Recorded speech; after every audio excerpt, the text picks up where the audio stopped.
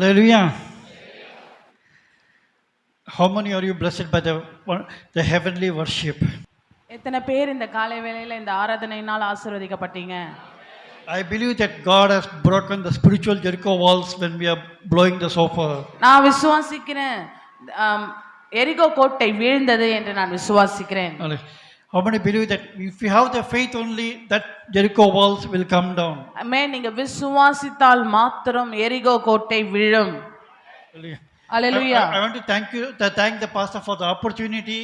Amen. To come over here and break the Jericho walls for each and everyone over here. Amen. நான் போதகருக்கும் அக்காக்கும் நான் நன்றி செலுத்துகிறேன். இந்த ஒரு பெரிய ஆப்பர்ச்சுனிட்டியை கொடுத்து இங்க வந்து நாங்கள் ஜெபிக்கும்படி எக்காலங்களை ஊதும்படி எங்களுக்கு கொடுத்த இந்த தருணத்திற்காக நன்றி.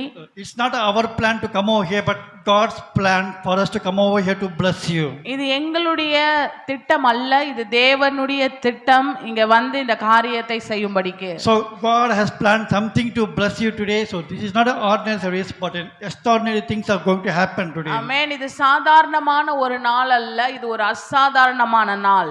தேவன் நியமித்த நாள், உங்களை ஆசீர்வதிக்கும்படி அவர் முன்குறித்த நாள். God is saying that expect the extraordinary things which is going to come to you. ஆமென். உங்களுக்கு ஒரு அசாதாரணமான காரியம் உங்கள் வாழ்க்கையில் வரப்போகிறது. When sister was worshiping, she said that this is the day of good news. ஆமென்.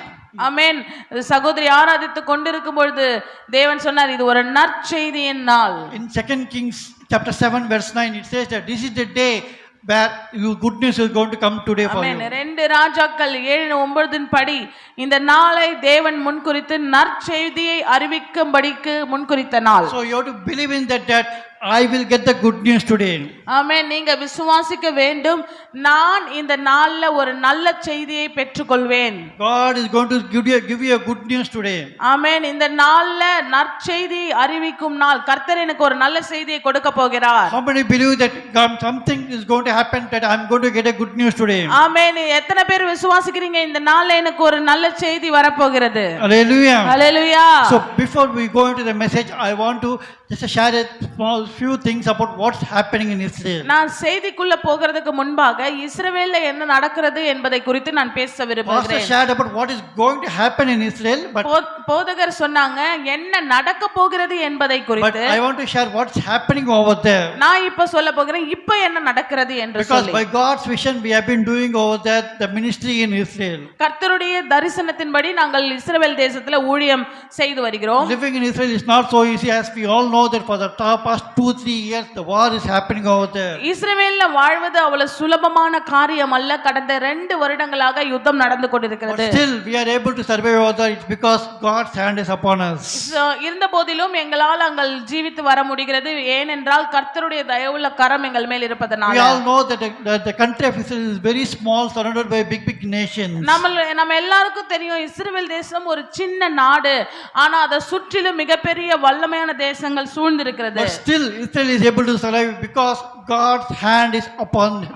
ஆனபோதிலும் இஸ்ரவேல் தேசத்தினால ஜெயம் பெற்று வாழ முடிகிறது, ஏனென்றால் தேவனுடைய தயவுள்ள கரம் அதன் மேல் இருக்கிறது. We all know that Genesis 12:2 says that those who bless Israel will be blessed. நம்ம எல்லாருக்கும் தெரியும் என்னை ஆசீர்வதிக்கிறவர்களை நான் ஆசீர்வதிப்பேன் என்று சொல்லி ஆதியாகமம் 12:2 சொல்கிறது.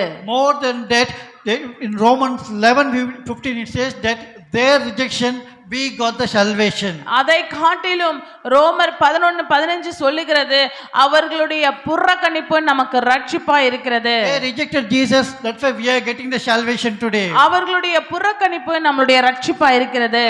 As I born as a Brahmin, today I got the salvation. I'm doing the God's kingdom work in Jerusalem.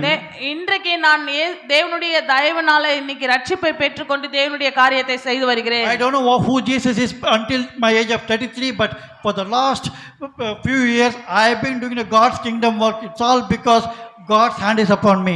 எனக்கு என்னுடைய 30 வயது வரைக்கும் எனக்கு இயேசு யார் என்று தெரியாது, ஆனால் இன்றைக்கு தேவனுடைய தயவினால நான் தேவனுடைய ரட்சிப்பை பெற்றுக்கொண்டு அவருடைய ஊழியத்தை செய்து வருகிறேன். So their rejection we got the salvation. அவர்களுடைய புறக்கணிப்பின் நிமித்தம் நான் ரட்சிப்பை பெற்றுக்கொண்டேன். But in the same verse it says that in the last days, the revival will start from Israel. அதே வசனத்துல கடைசி காலத்துல எழுப்புதல் இந்த இந்த இஸ்ரவேல் தேசத்துல இருந்து ஆரம்பிக்கும் So என்று before சொல்லுகிறது. that revival, we need to pray for the salvation of the Jewish people so that the revival will start soon. ஆமென். அவர்களுடைய ரட்சிப்பிற்காக நாம் ஜெபிக்கும் பொழுது எழுப்புதல் ஆரம்பிக்கும் என்று கர்த்தர் What சொல்லுகிறார். we do over there in Jerusalem, that every day praying for the Jewish people, that God let the salvation government come upon them. ஆமென். அதை தான் நாங்கள் செய்து வருகிறோம். எருசலேமில் யூதர்களுடைய ரட்சிப்பிற்காக, இஸ்ரவேலின் ரட்சிப்புக்காக, தேவனுடைய ரட்சிப்பு கடந்து வரும்படி நாங்கள் ஜெபித்து வருகிறோம். I encourage you that in everyday prayer, pray for Israel and pray for the salvation of the Jewish people. நான் உங்களுக்கு உற்சாகப்படுத்துகிறேன். உங்களுடைய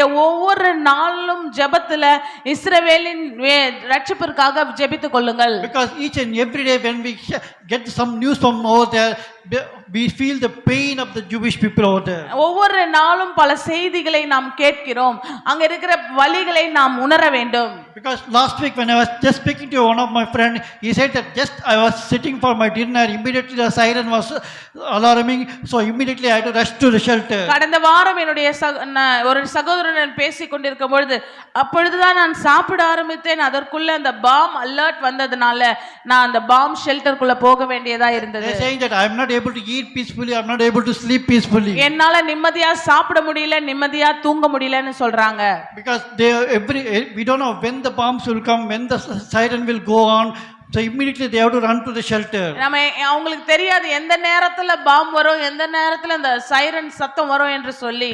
Here we enjoy a peaceful life, but there they don't have a peaceful life, but still they live over there because they believe that it's my land, I need to fight for it and I need to live over there. இங்கே நமக்கு நிம்மதியான தூக்கம் இருக்கிறது, ஆனால் அங்க அவர்களுக்கு நிம்மதி கிடையாது, உறக்கம் கிடையாது. ஆனபோதிலும் அவர்கள் தன்னுடைய தேசம், இது என்னுடைய தேசம், என்னுடைய உரிமை, என் தேசத்திற்காக நான் யுத்தம் பண்ண வேண்டும் என்று சொல்லி அவர்கள் இருக்கிறார்கள். In Israel, when you finish the 12th, immediately the next 2 years you need to get trained in the army for 2 years. ஆமென். இஸ்ரவேல் தேசத்துல 12ஆம் வகுப்பு முடித்த உடனே அது பெண்களோ ஆண்களோ 2 வருடம் அவர்கள் ஆர்மில பணிபுரிய வேண்டும். They get trained how to serve for the army, what you need to do. In these 2 years they train them everything what in the army does do. அந்த 2 வருஷம் அவர்கள் எல்லா விதமான பயிற்சிகளையும் யுத்தத்திற்காக பயிற்சிகளை பெற்றுக்கொள்கிறார்கள். Whenever the war comes, immediately they will call all these people to join the army immediately so that they can fight for the nation. அவர்கள் இந்த எப்பெல்லாம் யுத்தம் நடக்கிறதோ இவர்கள் எல்லாரும் ஒன்று சேர்ந்து தன்னுடைய தேசத்திற்காக போராடுகிறார்கள். That's why that this small nation is able to survive whatever the war comes, their army gets ready immediately. எந்த யுத்தம் வந்தாலும் அவர்களுடைய போர் வீரர்கள் ஒன்று சேர்ந்து அவர்கள் யுத்தம் பண்ணுகிறார்கள். More than that, God's hand is upon Israel always. ஆமென். நாங்கள் விசுவாசிக்கிறோம் இது பலத்தினால் மாத்திரம் அல்ல, அவர்களுடைய பலத்தினால் அல்ல, தேவனுடைய தயவுள்ள கரம் அவர்களை பாதுகாக்கிறபடினால அவர்கள் நிலைத்திருக்கிறார்கள். I want to share one more example. When as a family we went to a Dead Sea over there, நாங்க ஒரு குடும்பமாக அங்க ஒரு பீச்ல சவக்கடலுக்கு சென்றிருந்தோம். some of the Jewish kids are playing over there. They saw us and they said they came to us. அங்க சிறுவர்கள் விளையாடி கொண்டிருந்தார்கள். எங்களை பார்த்தார்கள் யூத குழந்தைகள். They said that can we join with you and play with you? நாங்க உங்களோட கூட சேர்ந்து விளையாடலாமா என்று எங்களோட So when கேட்டாங்க. my kids are playing with them, they asked the first question, do you love us? அவங்க என்னுடைய பிள்ளைகளோடு விளையாடும் பொழுது அவர்கள் எங்களை பார்த்து ஒரு கேள்வி கேட்டார்கள், எங்களை நேசிக்கிறீர்களா? We said that we always pray for Israel, we love Israel and we love all the Jewish people. ஆமென். நாங்க சொன்னோம், நாங்க இஸ்ரவேலை நேசிக்கிறோம், உங்களை நேசிக்கிறோம், உங்களோட நாங்க நிற்கிறோம் என்று சொன்னோம். They immediately started crying and said that you are the first person I am saying that we love the Jewish people. ஆமென். அவர்கள் கண்ணீரோடு சொன்னாங்க, இப்பதான் நாங்க முதல் தடவை பார்க்கிறோம் எங்களை நேசிக்கிறவர்கள் இங்க இருக்கிறீர்கள் என்று. Whenever we see someone, they say you people are cursed, you people are always not peaceful people, you people are always bringing the war or something. So that has brought them to a trauma.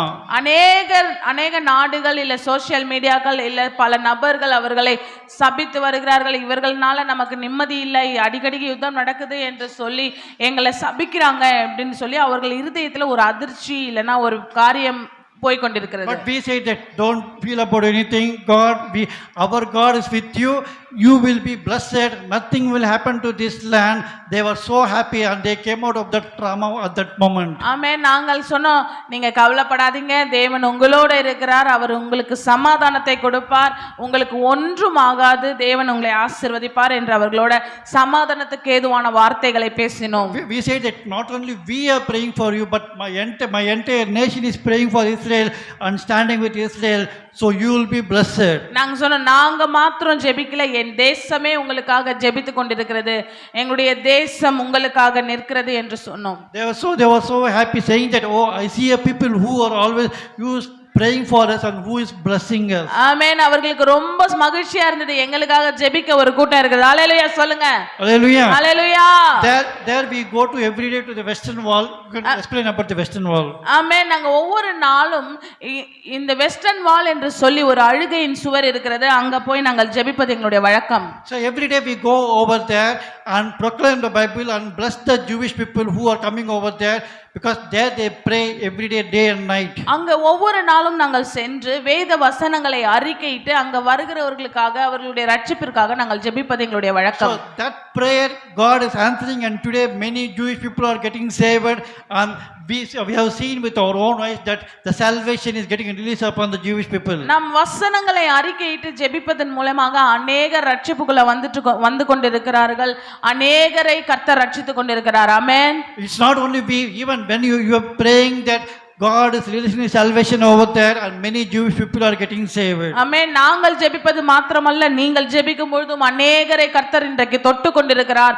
யூதர்களின் ரட்சிப்பு கர்த்தரிடத்திலிருந்து வந்து கொண்டிருக்கிறது. In the last 15 years we have seen that many more churches, new churches are growing over there, and many people are going to the churches. So I encourage you that in everyday prayer, pray for Israel and pray for the salvation of the Jewish people. கடந்த 15 வருடமாக திருச்சபைகள் பெருகி கொண்டு வருகிறது, விசுவாசிகள் பெருகி கொண்டிருக்கிறார்கள், அநேக யூதர்கள் மனம் திரும்பி வந்து கொண்டிருக்கிறார்கள். நான் உங்களுக்கு உற்சாகப்படுத்த விரும்புகிறேன், தொடர்ந்து ஜெபம் பண்ணுங்கள். We have been doing the ministry in Israel for the last 9 years. நாங்க கடந்த 9 வருடமாக இஸ்ரவேல் தேசத்துல ஊழியம் செய்து வருகிறோம். We will continue over there. Just continue to pray for our ministry in Israel.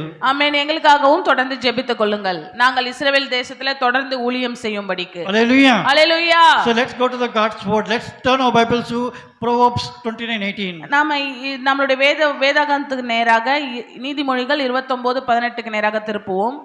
The Bible says that for each and every person God has a vision for them. ஆமென். வேதம் சொல்லுகிறது ஒவ்வொருவரையும் குறித்து தேவன் தரிசனம் வைத்திருக்கிறார்.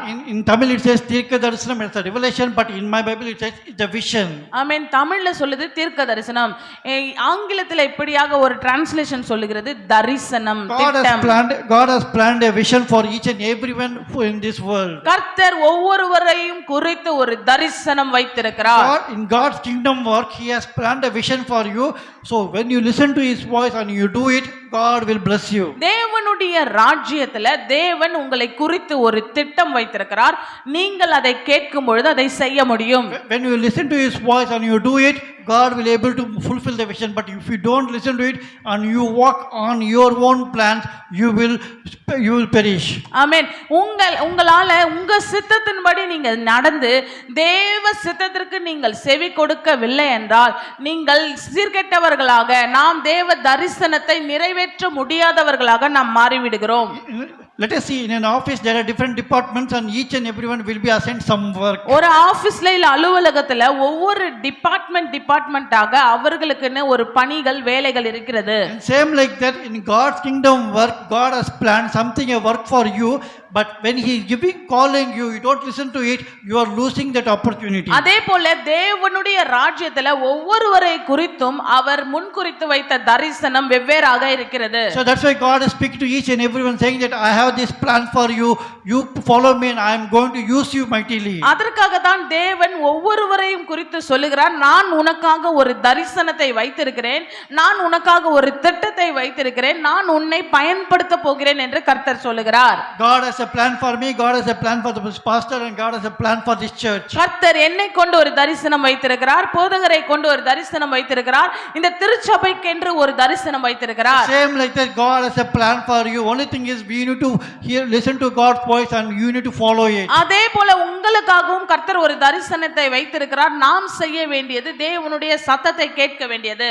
Habakkuk 2, chapter 2, verse 2 and 3 says that, write the vision and it will never tarry and it will fulfill at the God's timing. ஆமென். ஆபகுக் 2:2 சொல்லுகிறது, தரிசனத்தை எழுதுவை, அது ஒருபோதும் தவறுவதில்லை என்று வேதம் சொல்லுகிறது. Because in our today's busy life, whenever God speaks something, then immediately next day we are forgetting about it. நம்ம இந்த பிஸியான உலகத்துல நாம் ஆண்டவர் சொல்லுகிற காரியங்களை மறந்து விடுகிறோம். That's why we should always write that vision and we need to pray with that vision. ஆமென். நம்ம அதற்காக தான் தரிசனத்தை தேவன் எழுதிவை என்று சொல்லுகிறார், எழுதி வைத்து ஜெபம் செய் என்று சொல்லுகிறார். The vision is like a seed. When you sow a seed, you water it. Here in this vision, we are going to pray and water that seed. ஆமென். தரிசனம் என்பது ஒரு விதையை போல, எப்படி அதை விதையின் மேல நாம் தண்ணீர் ஊற்றுவது போல நாம் தரிசனத்தை எழுதி வைத்து ஜெபிக்கிறவர்களாக வேண்டும். When you sow a seed, you always take care of it. Oh, I sowed a seed, I plant it, I water it, I put some fertilizers and you make it until you see the plant growing. Until then you will be doing something. நீங்கள் ஒரு விதையை விதைத்துவிட்டு நீங்கள் அதை பராமரிக்கிறீர்கள், அதை அப்படியே விட்டு விடுவதில்லை, அதற்கான நீரை ஊற்றுவது அது போல. That's why God saying that when He speaks something about a vision, write that vision and continue to pray for that vision and God will help you to fulfill it. ஆமென். அதே போல தான் தேவன் சொல்லுகிறார், நீ ஒரு தரிசனத்தை பெற்றுக்கொண்டால் அதை எழுதி வை, அதை நிறைவேறும், அதற்காக காத்திரு, அதற்காக ஜெபம் செய் என்று கர்த்தர் சொல்லுகிறார். To fulfill that vision, God is giving you three important things. The first thing is Passover. 3 காரியங்களை தேவன் சொல்லுகிறார், நீங்கள் விடுவிக்கப்பட வேண்டும். The second thing is crossover. நீங்கள் கடந்து செல்ல வேண்டும். And the third thing is takeover. நீங்க மூன்றாவது காரியமாக சுதந்தரித்துக் கொள்ள வேண்டும். So whenever you pray, you proclaim these three words: Passover, crossover and takeover. இந்த தரிசனத்தை நிறைவேற்றுவது எப்படி என்று சொல்லி நாங்கள் பேசி வருகிறோம். இந்த 3 காரியங்களை நீங்கள் செய்ய வேண்டும். முதலாவது, நீங்கள் விடுவிக்கப்பட வேண்டும். இரண்டாவது, நீங்கள் கடந்து செல்ல வேண்டும். மூன்றாவது, நீங்கள் சுதந்தரித்துக் கொள்ள வேண்டும். Now let us see what is meant by a Passover. நாம இந்த விடுவித்துக் கொள்வதை நாம் பார்க்க போகிறோம். In Exodus chapter 12, we see that in the olden days they put blood on their doors. யாத்ராகமம் 12:12 நாம் பார்க்கிறோம், அவர்கள் பஸ்காவின் போது ஆட்டுக்குட்டியின் இரத்தத்தை அவர்கள் கதவு நிலைகளில் பூசினார்கள். So in the olden days they put the blood so that the spirit of death passed away from them. அவர்கள் அந்த கதவு நிலையின் மேல ஆட்டுக்குட்டியின் இரத்தத்தை பூசின பொழுது அந்த சங்கரகாரன் அவர்களை கடந்து போனான். He didn't attack them but he just passed over them. அவர்கள் மரண ஆக்கினையிலிருந்து விடுவிக்கப்பட்டார்கள். Even till today the Jewish people are celebrating Passover, saying that when we put the blood on our doorpost, it will just pass over us. இன்றைக்கும் யூதர்கள் இந்த பஸ்கா பண்டிகையை celebrate பண்ணி வருகிறார்கள். அன்றைக்கு அவர்கள் ஆட்டுக்குட்டியின் இரத்தத்தினால மரண ஆக்கினையிலிருந்து விடுவிக்கப்பட்டார்கள். But we know that our God has shed the blood for us to cover us.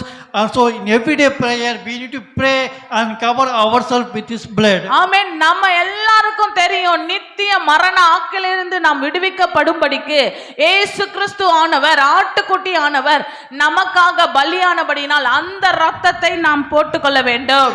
Every day in the morning prayer, when you say that God cover me with your blood, so whatever the devil is planning evil against you, it will just pass over and it will not attack you. ஆமென். ஒவ்வொரு நாளும் ஆட்டுக்குட்டி ஆனவர் இயேசு கிறிஸ்துவின் இரத்தத்தினால தோய்க்கப்பட்டவர்களாக, மீட்கப்பட்டவர்களாக, விடுவிக்கப்பட்டவர்களாக, சத்துருவின் சகல செய்கைகளையும் நாம் மேற்கொள்ளுகிறவர்களாக ஜெபிக்க வேண்டும். Because each and every day the devil is looking at you to how to disturb you or how to distract you from the vision which you are walking through. ஒவ்வொரு நாளும் சாத்தான் பிசாசானவன் எவனை விழுங்கலாம், எவனுடைய தரிசனத்தை திருடலாம், விழுங்கலாம் என்று வகை தேடி அவன் சுற்றி திரிகிறான். That's why I encourage you that every day in the morning just spend a few minutes of time in prayer and cover yourself with the blood of Jesus so that nothing will attack you and you will be safe through and walk through his vision. ஆமென். நான் உங்களுக்கு உற்சாகப்படுத்த விரும்புகிறேன். ஆட்டுக்குட்டியின் இரத்தத்தினால ஒவ்வொரு நாளும் மீட்கப்பட்டவர்களாக விடுவிக்கப்பட்டவர்களாக நீங்கள் ஜெபம் செய்து விடுதலையை நீங்கள் பெற்றுக்கொள்ள வேண்டும். Because in today's life you can say that, brother, I don't have time to pray at all. No, don't say like that. Just spend a few minutes time, maybe 10 minutes, 15 minutes, 1 hour, depends on you. At least just pray and cover yourself with blood so that the devil will never even think to come near you. ஆமென். அநேகர் சொல்லுகிறார்கள், எனக்கு நேரமே இல்லை, என்னால ஜெபிக்க முடியாது. நான் உங்களுக்கு சொல்லுகிறேன், உங்களால முடிந்த வரையில நீங்கள் ஜெபிக்க வேண்டும். ஜெபித்து இயேசு கிறிஸ்துவின் இரத்தத்தினால தோய்க்கப்பட்டவர்களாக, நீங்கள் முற்றிலுமாக சூழப்பட்டவர்களாக, கவரப்பட்டவர்களாக, மீட்கப்பட்டவர்களாக, விடுவிக்கப்பட்டவர்களாக ஜெயத்தை பெற்றுக்கொள்ள வேண்டும். Because our God wants you to be enjoying and rejoice with him. It will happen only when you sit in his presence and covered by his blood. ஆமென். ஏனென்றால் நீங்கள் விடுதலையை அனுபவிக்கும்படிக்கு அவருடைய இரத்தத்தினால நீங்கள் மீட்கப்பட வேண்டும். So when you do that, all the evil things will just pass over. That is called as the Passover. The first thing, the Passover, any type of evil plans which will just pass over and not attack you at all. ஆமென். முதலாவது காரியம், நீங்கள் பிசாசு உங்களுக்கு விரோதமாக போடப்பட்ட கையெழுத்தை குலைத்து போடும்படிக்கு அதிலிருந்து நீங்கள் விடுதலை பெற்றுக்கொள்ள வேண்டும். The second thing is the devil try to put a stumbling block before you. இரண்டாவது காரியமாக உங்களுக்கு விரோதமாக அவன் தடைகளை கொண்டு வந்து வைப்பான். We can see in Exodus 14 chapter 14 verse 13 to 16, when the Israelites started their journey, the first thing they came with, the Red Sea came before them. ஆமென். யாத்ராகமம் 14:13 நீங்க பாத்தீங்கன்னா, அவர்கள் எகிப்திலிருந்து விடுதலையாக்கப்பட்டு பிரயாணம் பண்ணும் பொழுது அவன் செங்கடலை கொண்டு வந்து நிறுத்தினான். So same like that in our life also, when we think, oh, God spoke to me, I'm going to do this, when you put the first step, the devil will try to put a stumbling block before you. ஆமா, நாம அநேக வேளைகளை தேவன் எனக்கு வாக்குத்தத்தம் பண்ணினார், கர்த்தர் என்னோடு கூட பேசினார், இந்த காரியத்தை நான் செய்ய போகிறேன் என்று நீங்க நினைக்கும் பொழுது, நீங்க விடுவிக்கப்பட்டவர்களாய் முன்னேறும் பொழுது பிசாசு உங்களுக்கு விரோதமாக பல தடைகளை கொண்டு வந்து வைப்பான். Don't get deceived by all the stumbling blocks, because our God is with you. You just have the faith saying that my God can open any type of door which the devil has closed for you. இதை குறித்து நீங்கள் பயப்படாதீர்கள், இதை குறித்து நீங்கள் கலங்காதீர்கள். உங்களுக்கு முன்பாக இருக்கிற தடைகளை உடைக்கிறவர் உங்களுக்கு முன்பாக சென்று இந்த தடைகளை உடைத்து போடுவார். Hallelujah. Hallelujah. It's only after belief and faith that my God goes before me and he will open the doors for me to go through it. நீங்க விசுவாசம் உள்ளவர்களாக, தடைகளை உடைக்கிறவர் எனக்கு முன்பாக செல்லுகிறார், எனக்கு முன்பாக இருக்கிற தடைகளை உடைத்தெறிவார் என்று நீங்கள் விசுவாசிக்க வேண்டும். The moment when you see a stumbling block, you get the fear and say that, oh, this is not for me, I'm moving backward, means you will fail. But in faith you move forward, God will do the process for you. நாம் தடைகளை கண்டவுடன் பயப்பட்டு நாம் பின்னோக்கி போக கூடாது. நம்ம அந்த பலமுள்ள ஆவியை பெற்றுக்கொண்டு எனக்கு முன்பாக செல்லுகிறவரை பார்த்து நாம் முன்னேறி செல்ல வேண்டும். So same like this, when the Israelites saw the Red Sea, they didn't walk back, but they just asked Moses to put the staff and they moved forward the Red Sea. God opened the Red Sea and they walked through the dry ground. ஆமென். அவர்கள் செங்கடலை பார்த்து சோர்ந்து போகாமல் அவர்கள் கால்களை வைத்து முன்னேறி சென்றபடியினால அவர்கள் வெட்டாந்தரையில கடந்து சென்றார்கள். So same like that, when the devil puts a stumbling block, you don't need to just don't walk back, but move forward in faith. God will help you to cross over the Red Sea. Whatever type of Red Sea or whatever type of problem, God is there with you. அதே போல உங்களுக்கு முன்பாக எப்படிப்பட்ட செங்கடலோ எப்படிப்பட்ட தடைகள் வந்தாலும் நீங்கள் பயமுள்ளவர்களாய் பின்னோக்கி போகாமல் நீங்கள் பலமுள்ளவர்களாய் உங்களுக்கு முன்பாக தடைகளை உடைக்கிறவர் முன் செல்லுகிறார் என்று விசுவாசித்து முன்னேறி செல்லுங்கள். This is called as the second step of crossover. இதை தான் நாங்கள் சொல்கிறோம், கடந்து செல்லுங்கள், முன்னேறி செல்லுங்கள். Whatever the things, any type of negative things, even your friends or something will say that, oh, the vision which you are saying is very big for you, you will not able to do it, but just move in faith and God will help you to fulfill it. அநேகர் உங்களை காரியங்களை சொல்லி இது உங்களால செய்ய முடியாது, இல்ல நீங்க இப்படி போயிருவீங்க, இல்ல நீங்க அப்படி இருப்பீங்க என்று சொல்லி அவிசுவாசமான வார்த்தைகளை யார் பேசினாலும் நீங்கள் அதற்கு செவி கொடாமல் விசுவாசம் உள்ளவர்களாய் நீங்கள் முன்னேறி சென்று தடைகளை உடைத்து முன்னேறி செல்லுங்கள். Because devil is the only one who always speaks negative things, saying that this is not, you are not eligible for it, you will not able to do it. But God is a God who always speaks positive for us. ஆமென். பிசாசு ஒருவன் மாத்திரமே உங்களை தோல்வி அடையும்படி செய்வான்.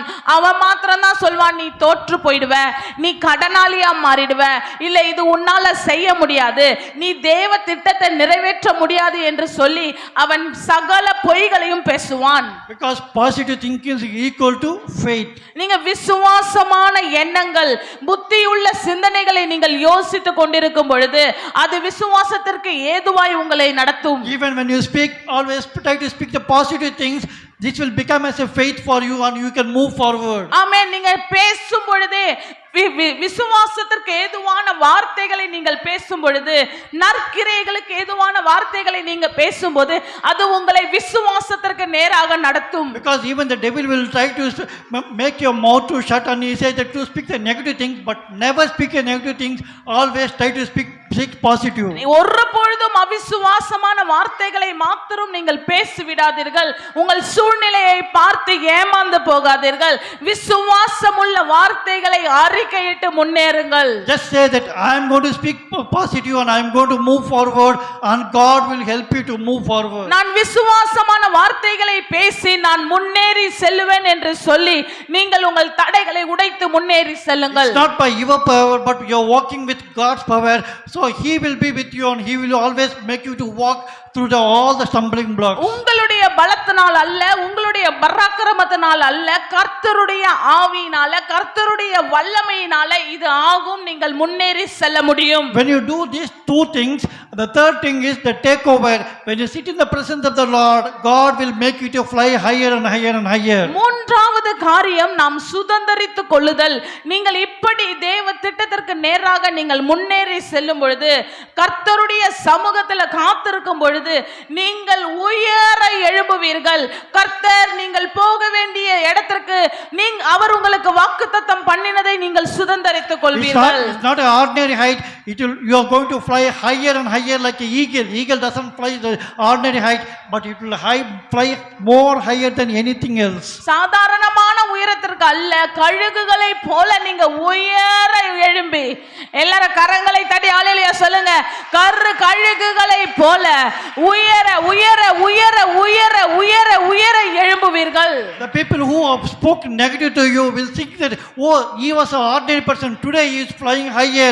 You can say that my Lord Jesus is with me, so I can fly more higher and higher. உங்களை பார்த்தவர்கள் நீங்க வெட்கப்படுவீர்கள், நீங்க அவமானப்படுவீர்கள் என்று அவர்கள் கண்களால் அவர்கள் நினைத்தவர்களுக்கு முன்பாக கர்த்தர் உன் தலையை உயர்த்தி உன்னை உயர உயர உயர உயர உயர உயர கழுகுகளை போல செட்டைகளை அடித்து உயர எழுப்புவார். You may be an ordinary person, but God, when chooses you, He will do extraordinary things with you, so that everyone seeing you will know that God's hand is upon you. ஆமென். நீங்க சாதாரணமான உங்களை கொண்டு கர்த்தர் அசாதாரணமான காரியத்தை செய்யும் பொழுது உங்களை சுற்றியுள்ள கண்கள் பார்க்கும், இவனோடு தேவனுடைய வல்லமை இருக்கிறது, தேவனுடைய கரம் இருக்கிறது என்று சொல்லும்படி நீங்க உயர எழும்புவீர்கள். Because I can say that ordinary life, Christian life is more different than an ordinary life. நம்மளுடைய கிறிஸ்தவ வாழ்க்கை மற்றவர்களை காட்டிலும் வித்தியாசமான வாழ்க்கை. Because God is with us, we can do the extraordinary things with the God's power. கர்த்தர் உங்களோட இருப்பாரானால் உங்களால அசாத்தியமான காரியத்தை செய்ய முடியும். I was just an ordinary person today, but I am able to do the God's kingdom work as per the God's vision. It's all because God's hand is upon me. நான் ஒரு சாதாரணமான மனுஷன், இன்றைக்கு தேவனுடைய வல்லமையினால அவருடைய ராஜ்யத்தின் வேலையை செய்ய முடிகிறது. When I accepted Jesus, my own people, they say that you have done a big sin, but today the same people are saying that, Kiran, we see the God's hand upon you. அன்னைக்கு இயேசுவை நான் ஏற்றுக்கொண்ட பொழுது என்னை எவர்கள் சபித்தார்களோ, எவர்கள் நீ சாபத்தில் விழுந்த என்று சொன்னார்களோ அவர்கள் எங்களை பார்த்து சொல்லுகிறார்கள், கிரண் உன்னுடைய வாழ்க்கையில ஒரு வல்லமை இருக்கிறது, ஒரு மகிமை இருக்கிறது என்று சொல்லுகிறார்கள். They are saying that can you please come to our house so we will be blessed. அவர்கள் எங்களை பார்த்து சொல்லுகிறாங்க, வீட்டிற்கு வந்து எங்களை ஆசீர்வதிக்க முடியுமா, என் வீட்டிற்கு வர முடியுமா என்று கேட்கிறார்கள். So same like that, when you sit in the presence of the Lord, God will going to make you to fly higher. The same people who spoke against you, they will call you and say that I see the something in presence of the God in you.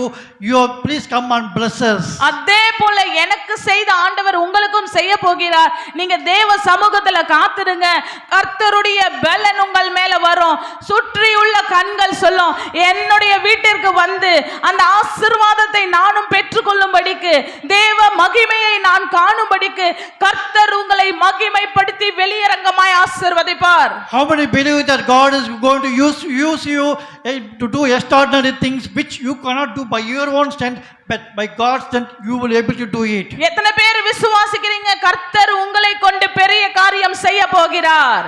எத்தனை பேர் விசுவாசிக்கிறீங்க? ஹalleluya. ரபா ஷந்த ரபா பா பா. It's not by our power but by God's power we can do the extraordinary things. நம்மளுடைய பலத்தினால் அல்ல, தேவனுடைய பலத்தினால் நம்மால் அசாதாரணமான காரியத்தை செய்ய முடியும். But the only thing is we need to have that faith that never ever get deceived by the devil spirit, but we have the faith that my Holy Spirit is with me, I can do the extraordinary things. நாம் விசுவாசம் உள்ளவர்களாய், அவிசுவாசமானவர்களால் நாம் தேவனுடைய காரியத்தை செய்ய முடியாது. விசுவாசம் உள்ளவர்களாய் நாம் தேவ பலத்தினால் நிரப்பப்பட்டு அசாதாரணமான காரியத்தை செய்ய முடியும் என்று நாம் விசுவாசிக்க வேண்டும். When God gave me this vision of going to Israel, I sold everything and I sold it to God's kingdom and we went to Israel. For the last 9 years we are able to survive it because God is the only one who is providing all the needs and needs of us. கர்த்தர் என்னை அழைத்த பொழுது சுற்றிலும் இருக்கிற எல்லாவற்றையும் நான் விட்டு தேவனுக்காக, தேவனுடைய ராஜ்யத்திற்காக விதைத்து விட்டு நான் முன்னேறி சென்றேன். கர்த்தர் அழைத்தவர் உண்மை உள்ளவர், இந்நாள் வரையும் என்னை நடத்தி வருகிறார். Many people asked me, what is about your future, what is going to happen to your kids? I say that I don't want you to think about tomorrow because my God is a God who always gives the best for me. அநேகர் என்னை பார்த்து கேட்டார்கள், இதெல்லாம் செய்துவிட்டேன், நான் உன்னுடைய எதிர்காலம் என்ன என்று கேட்கும் பொழுது நான் சொன்னேன், என் எதிர்காலம் தேவனுடைய கரத்தில் இருக்கிறது. என் எதிர்காலத்தை குறித்து நான் கவலைப்பட வேண்டியதில்லை, நாளையை குறித்து நான் கவலைப்பட வேண்டியதில்லை, தேவன் என்னை நடத்துகிறார் என்று சொன்னேன். Hallelujah. Hallelujah. The same like that I pray that God is going to use you mightily and He will make you fly higher and higher. Those who saw you will say that, oh, this person, something supernatural things are happening in this person. அதே போல கர்த்தர் உங்களையும் எடுத்து பயன்படுத்த போகிறார். உங்களை பார்க்கிறவர்கள் ஏதோ ஒரு விசேஷமான வல்லமை இவர்களை ஆட்கொண்டிருக்கிறது என்று சொல்லி உங்களை கொண்டு தேவன் அவருடைய மகிமையை வெளிப்படுத்தும் காரியங்களை செய்ய போகிறார். Being a Gentile, God choosed me and He is using me. Same like that, He will choose you and He will use you mightily. புறஜாதியான என்னை தேவன் தொட்டு என்னை பயன்படுத்துவார், ஆனால் நிச்சயமாய் உங்களையும் வல்லமையாய் பயன்படுத்துவார். Only thing is we need to have that faith that my God can do anything for me. ஒரே ஒரு விசுவாசம், என்ன தேவன் என்னை கொண்டு பெரிய காரியம் செய்வார் என்று நீங்கள் விசுவாசிக்க வேண்டும். Hallelujah. Hallelujah. How many people believe that my God is going to use mighty things through me? எத்தனை பேர் விசுவாசிக்கிறீங்க உங்களை கொண்டு கர்த்தர் பெரிய காரியம் செய்வார்? In everyday prayer, pray and listen to the God's voice and He will reveal the vision to you and you are going to do the things whatever God wants you to do. ஒவ்வொரு நாளும் ஜெபத்தில் தரித்திருந்து தேவன் உங்களுக்கான திட்டத்தையும் தரிசனத்தையும் வெளிப்படுத்தும்படி அவரிடத்தில் பெற்றுக்கொண்டு அதை நாம் பெற்றுக்கொள்ளத்தக்கவர்களாய் ஜெபிக்க வேண்டும். That's what we do as a family. Every day we pray as a family and we ask God what is the thing we need to do and God speaks to us and we are doing as per His will. இதை தான் நாங்கள் செய்து வருகிறோம். ஒவ்வொரு நாளும் குடும்பமாய் நாங்கள் ஜெபிக்கும் போது, ஆண்டவரே எங்களை கொண்டு இன்றைக்கு நீங்க என்ன செய்ய சித்தமா இருக்கிறீங்க என்று நாங்கள் கேட்போம். That family prayer is very important. I always encourage you that pray as a family, husband and wife. Maybe if your kids can join and pray as a family. நான் குடும்பமாக ஜெபிக்க, அந்த குடும்ப ஜெபம் முக்கியம் என்பதை நான் உற்சாகப்படுத்த விரும்புகிறேன். Always, because God loves the family prayer. Join as a family and pray and God will bless your family mightily. நிச்சயமாக நீங்க குடும்பமாக ஜெபிக்கும் போது கர்த்தர் உங்களை ஆசீர்வதிப்பார். நான் உற்சாகப்படுத்துகிறேன். நீங்கள் குடும்பம் ஜெபம் செய்யாதவர்களாய் இருப்பீர்களானால் குடும்பமாக ஜெபிக்க ஆரம்பியுங்கள். Hallelujah. Hallelujah. So today we are going to pray for you and release the God's vision.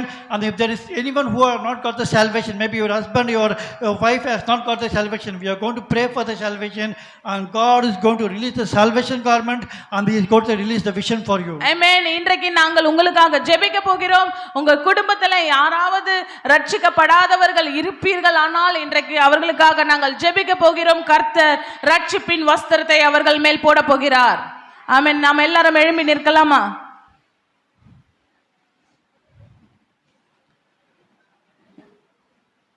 முதலாவது காரியம் விடுவிக்கப்பட வேண்டும்.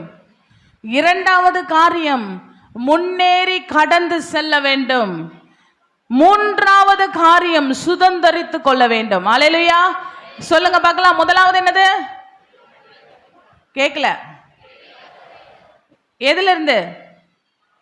மரண ஆக்கினையிலிருந்து விடுவிக்கப்பட வேண்டும். பிசாசுக்கு தான் மரண ஆக்கினை. நம்ம இந்த சாதாரணமான உலகத்துல மரிப்பதில்லை, மரணம், நித்திய மரணம் ஒன்று இருக்குது. அந்த ஆக்கினையிலிருந்து நாம் விடுவிக்கப்பட வேண்டும். அன்றைக்கு எகிப்திலிருந்து அவர்கள் மரணத்திலிருந்து விடுவிக்கப்பட்டார்கள். இந்த உலகம் பிசாசு மாமிசம் என்கிற ஆக்கினையிலிருந்து நாம் விடுவிக்கப்பட வேண்டும். ஹல்லேலூயா. தண்டனையிலிருந்து நாம் விடுவிக்கப்பட வேண்டும். அப்படின்னா நம்ம என்ன செய்யணும்? என்ன செய்யணும்? புரியல. என்ன செய்யணும்? விடுவிக்கப்படணும்னா என்ன பண்ணணும்? இயேசு கிறிஸ்துவின் ரத்தத்தினால தோய்க்கப்பட்டவர்களாக மீட்கப்பட்டவர்களாக நாம் மாறணும். அப்பதான் நாம் விடுவிக்கப்பட முடியும். இயேசு கிறிஸ்துவின் ரத்தத்தை விசுவாசிக்கிறீங்களா? இயேசு கிறிஸ்துவின் ரத்தம் சகல பாவங்களை நீக்கும்னு விசுவாசிக்கிறீங்களா?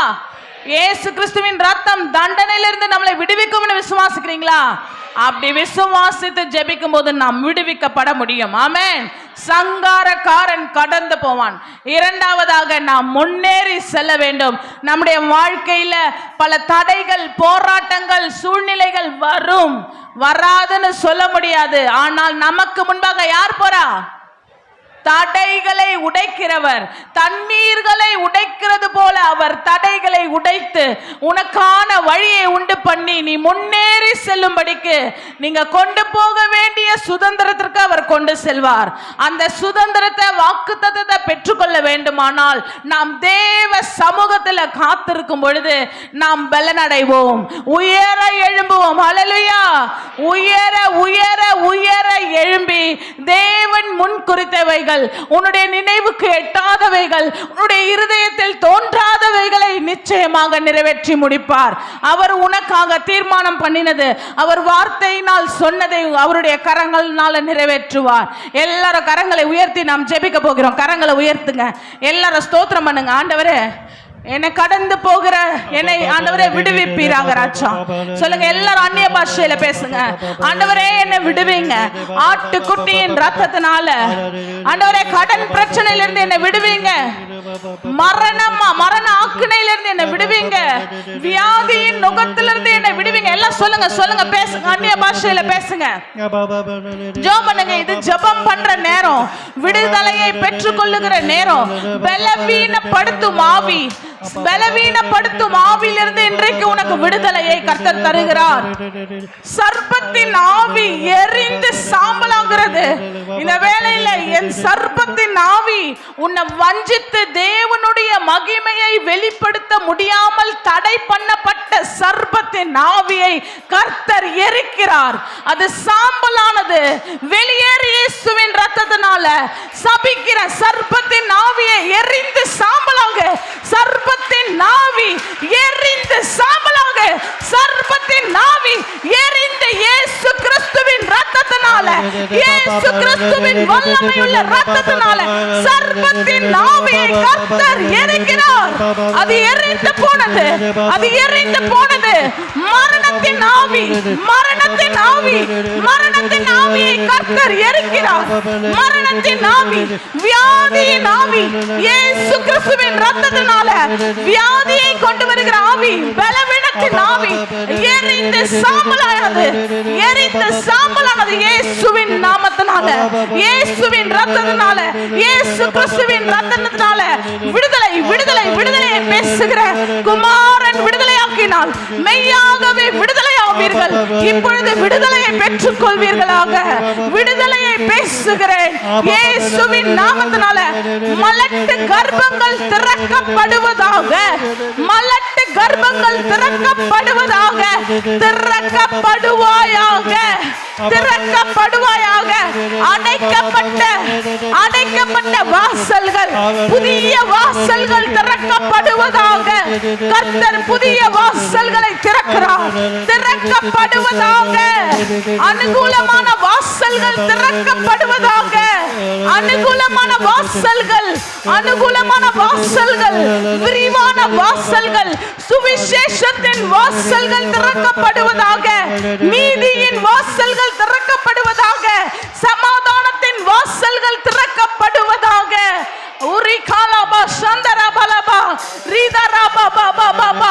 சுதந்தரித்துக்கொள், சுதந்தரித்துக்கொள். உன் தலையை உயர பண்ணுவேன் என்று கர்த்தர் சொல்லுகிறார்.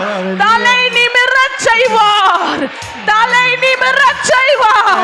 நீ தலை குனிந்து போவதில்லை, நீ தலை குனிந்து போவதில்லை, நீ வெட்கப்பட்டு போவதில்லை, நீ வெட்கப்பட்டு போவதில்லை. தலை நிமிர பண்ணுவேன், தலை நிமிரச் செய்வேன் என்று கர்த்தர் சொல்லுகிறார். தலை நிமிரச் செய்வார். நீ ஆசீர்வாதமாய் இருப்பாய் இயேசுவின் நாமத்தில் பிதாவே. ஆமென், ஆமென். என் ஆத்துமாவே கர்த்தரை ஸ்தோத்திரி, என் முழு உள்ளமே பரிசுத்த நாமத்தை ஸ்தோத்திரி. என் ஆத்துமாவே கர்த்தரை ஸ்தோத்திரி, கர்த்தர் செய்த சகல உபகாரங்களும் மறவாதே.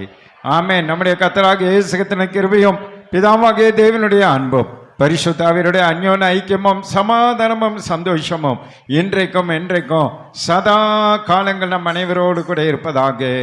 ஆமென். அல்லேலூயா, அல்லேலூயா, அல்லேலூயா. God bless you. கர்த்தர் உங்களை ஆசீர்வதிப்பாராக. ஆமென், ஆமென்.